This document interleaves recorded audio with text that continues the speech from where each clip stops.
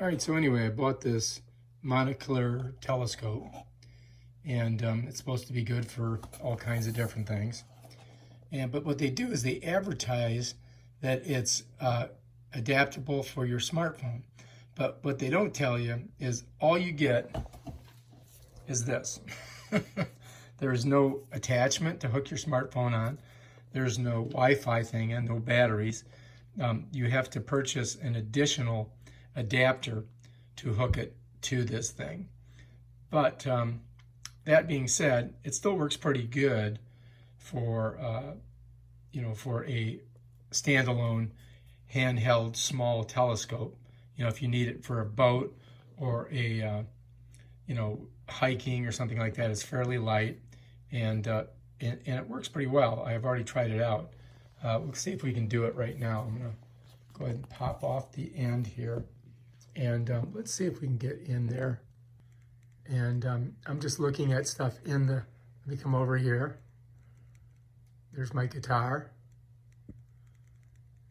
And let's see, there's some books up here on the shelf. Let's see if I can see them. There's some records. Go a little higher. So it works pretty good. But you got to get some kind of adapter for it. So there's the shelf that I was looking at, and there's the books. So you use this to focus.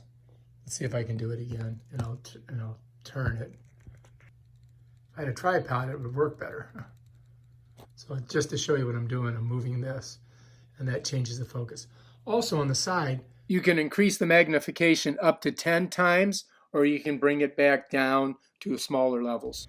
It's got a little cap that you put on it. It's got a cap for the back. I dropped it on the floor here. That's the bottom back flap. But anyway, I mean, I don't think it's good for, well, let's see if we can do something here. I'm going to set it up here, see if we can look out here.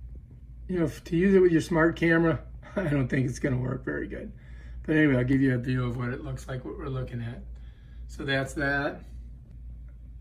There's the view through the thing. Then we come back up, and that's what you're seeing. So all in all,